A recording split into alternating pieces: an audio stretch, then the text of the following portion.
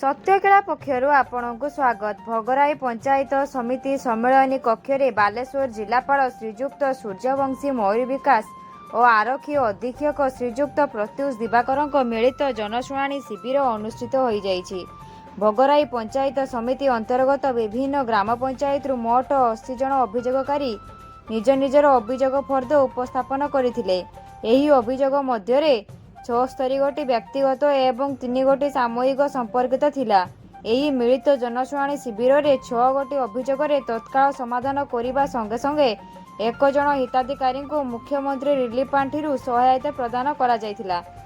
परे परे योग्य दिव्यांग हिताधिकारी को ट्राइसाइकल बंटन करा जायथिला। एही जनशुणाणी कार्यक्रम रे अतिरिक्त जिलापाल राजस्व श्रीजुक्त हेमंत सिंह, जिला परिषद मुख्य उन्नयन अधिकारी तथा कार्यनिर्वाही अधिकारी श्रीजुक्त संजय कुमार राउत, मुख्य जिला चिकित्सा अधिकारी डॉक्टर प्रभात कुमार बेहेरा, उपजिलापाल बालेश्वर श्रीजुक्त सी मालव्य समस्त जिला स्तरीय विभिन्न विभागीय पदाधिकारी उपस्थित थिले।